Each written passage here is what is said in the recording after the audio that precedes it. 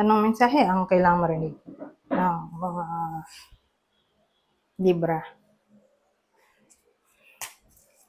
Sa buong 2 weeks na to, pwedeng nangyayari na itong magiging reading.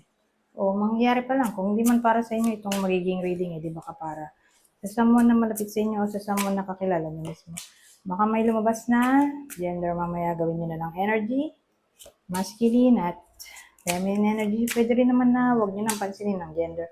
Hindi ko masasabi kung anong magiging reading, kung positive ba o negative. Depende sa kung anong mapipick up ang energy.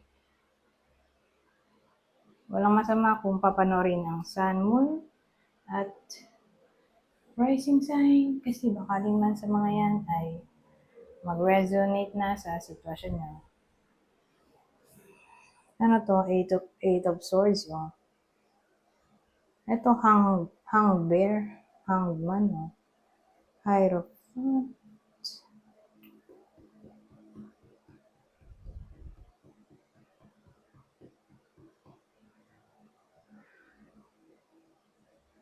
Ano kaya itong moon? Teka, isin muna natin bago ko magsimula. High Priestess. Parehong secret, oh. Diba yan? Dagdagan natin dahil confusing. Two of Wands. Eight of Pentacles. So, may clue na tayo at ito ay hindi naman relationship. Although nandito tong Hierophant.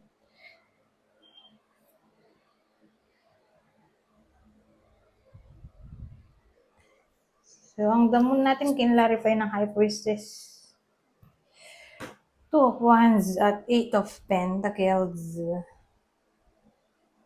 So, Eight of Swords tayo dito. Eight of Swords, the Moon, Hangman, Hierophant. So, may someone na feeling trapped. Nalilito siya sa takbo ng career niya eh. So, ewan ko, for some reason, hindi na siguro siya masaya sa work niya. So, may someone na puno ng confusion, depression, fear sa workplace.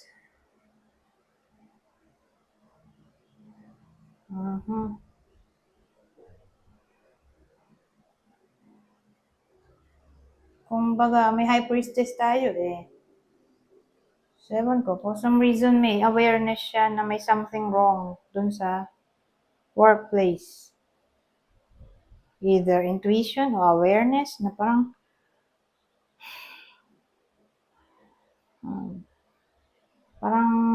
di na siya komportable sa workplace niya.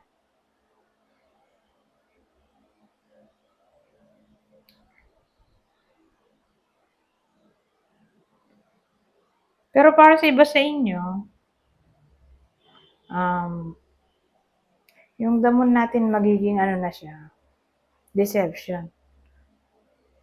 So, ayaw na niya sa work niya kasi may mga taong dishonest doon sa workplace. Pwedeng sa work niyo mismo to o ng kakilala niyo kundi para sa inyo. Yan eh.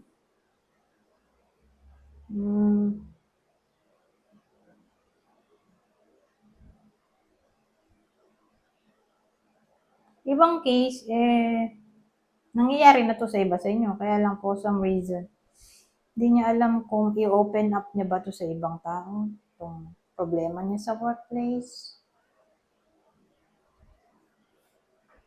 Anyways, may hang bear tayo eh, di ba? So, yung hang bear natin, kasi intuition din yan eh.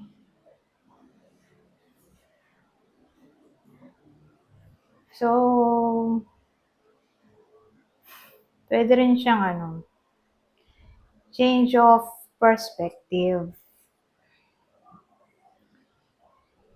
Baka mabago pang isip niya. For some reason. Kasi may Hierophant tayo, so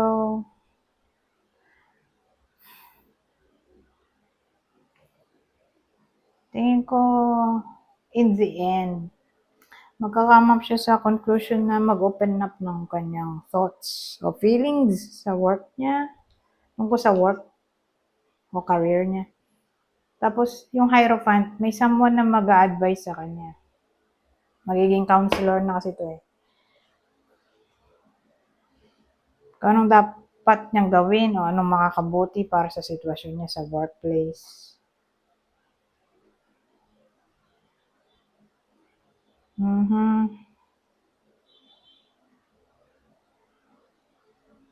O kung wala mang someone na mag-advise eh, baka siya,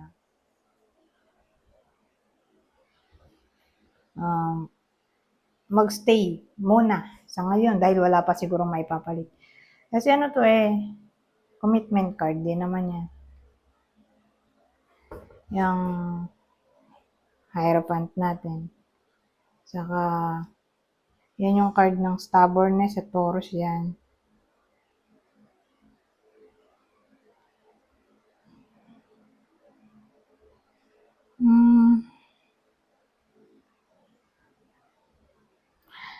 So, tingin ko, although, hirapan na yung bida natin sa kwento na to, sa kanyang work. Eh, kakame up siya sa conclusion na magstay pa muna. Siguro dahil wala pa siya may papalit o dahil nalilito pa siya kung anong dapat niyang gawin. So, hindi to love reading, kaya mag-proceed na tayo sa susunod.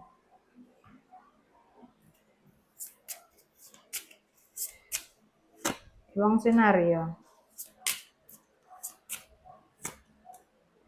Ito. 3 of Spades. Pero, Spades. 3 of Hearts. Playing cards naman ito. Sabagay, yung playing cards somehow ay correlated din sa tarot, pero hindi siya super na magkaparehas.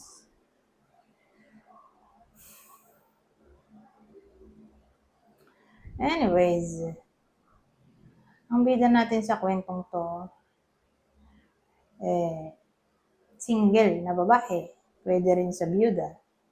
Or baka ex-wife to or ex-girlfriend ng iba sa inyo. So, doon muna tayo sa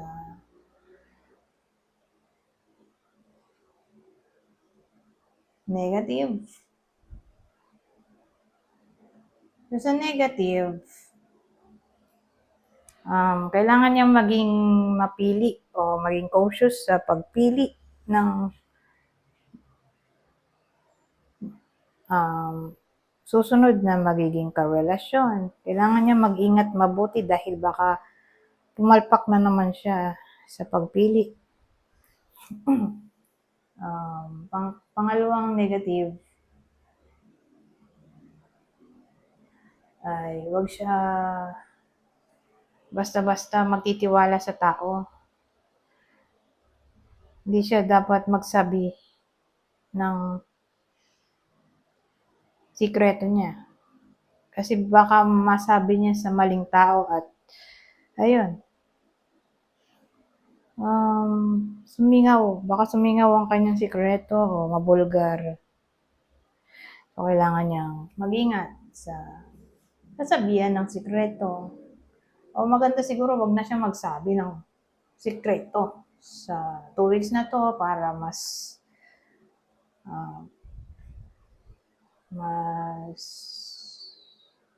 safe. Diba? Para sure na siya magkakamali ng desisyon. Kasi nga, may iba sa inyo na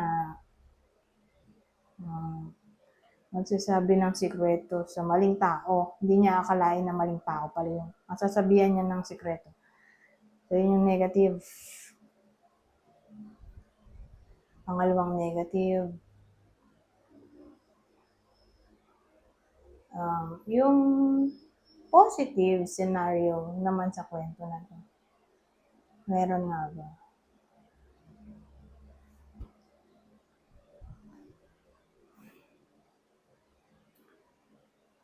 Ay, may pangatlo pa pala ako. Pangatlong negative. Halimbawa, may nagkakagusto sa kanya. Kaya lang kasi maiipit siya sa sitwasyon kasi di niya alam kung sinong pipiliin niya. Lalo na kung marami siyang option. Yun yung negative scenario. Positive. Mukhang isa lang may isip ko.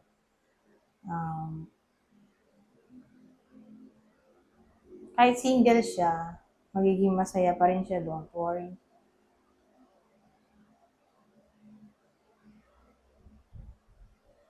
Masaya kahit single.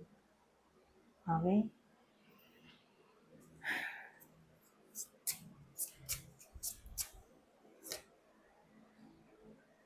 Ano to? Ace of Hearts. Oh, Five of Spades.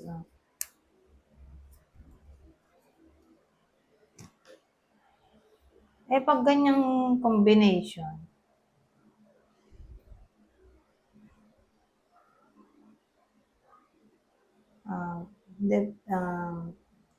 case to case basis kasi yan. O case by case basis.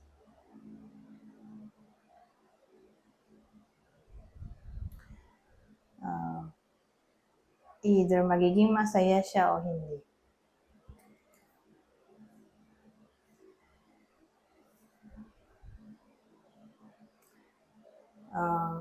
Ayun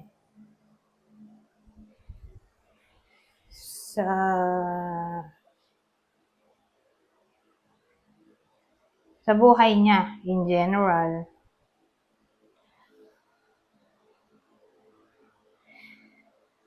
yun yung negative. Hindi mo masasabi kung magiging okay ba ang love life niya o career. Sa 2 weeks na to,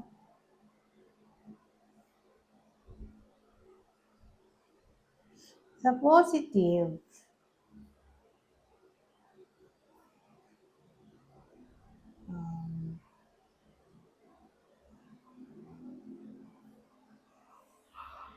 ewan ko, for some reason, may mawawala sa buhay niya. Tapos, mapapalitan din yun na mas better. Kung ano yung nawala, kung ano yung nawala, may darating na much better. Kaysa dun sa nawala.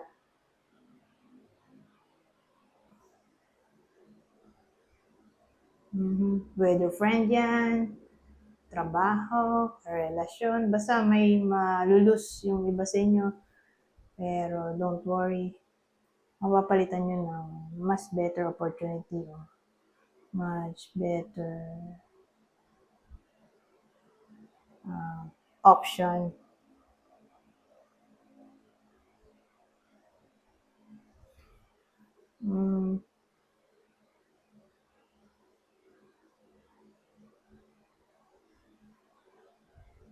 Anyways, wala akong maisip sabihin na natin. Ito last spread na to. 7 of Hearts. Ace of Ace of Clubs.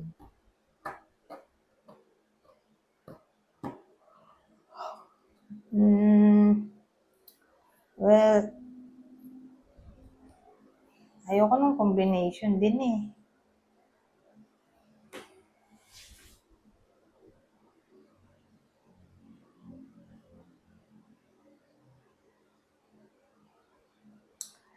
Doon muna tayo sa negative. Sa negative, may darating sa buhay ng iba sa inyo. Kung single. Kaya lang kasi, di ba sabi nga kanina, mag-ingat sa pagpili. Mukhang yung darating sa iba sa inyo ay hindi mapagkakatiwalaan o pasayin lang yung iba sa inyo sa wala. So, mag-ingat yung mga single. O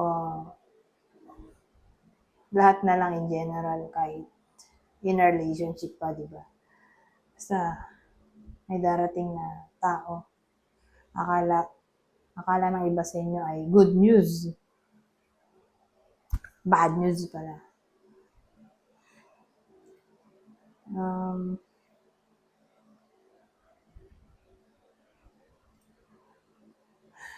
Ibang case,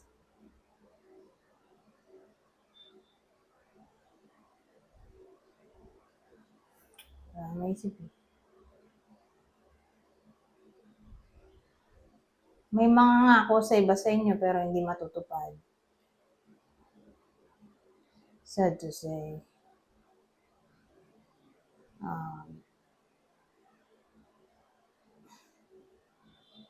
Ayun na lang. Ang pangit mong no? Combination. Ito, last na talaga. Sana naman, good news na to. So, tatama itong reading natin sa lalaki. Pwede rin yung babae, kung extrovert siya. Pero mas tatama to sa lalaki na single, biyudo, o ito yung ex-husband o ex-boyfriend ng iba sa inyo.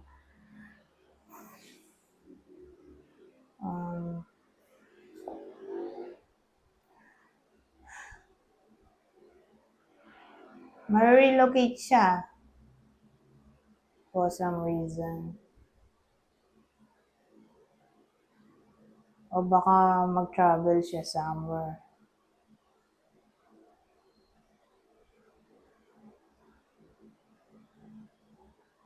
O baka ma-meet niya na yung mapapangasawa niya, hopefully.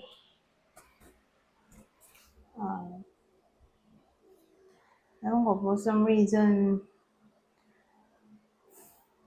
may pagbabago na maaaring mangyari sa buhay niya.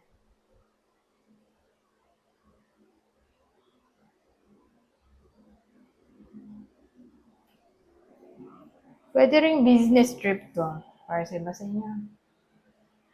Anyways, punta na tayo sa huli. Huling deck.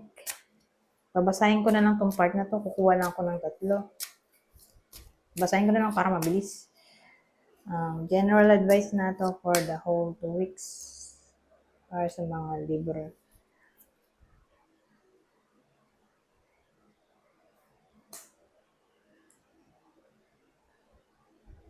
Basado ba yan? Again. Be yourself. This situation calls for you to be your authentic self, which is the basis for your personal power. Express your individuality. Allow your true self to shine because you're awesome. At ang huli, hindi kasya.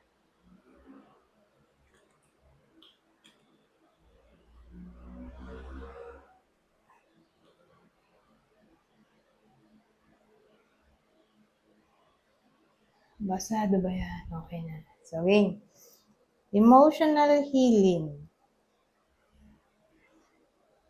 As your heart heals of old emotional pain, you receive new blessings and love.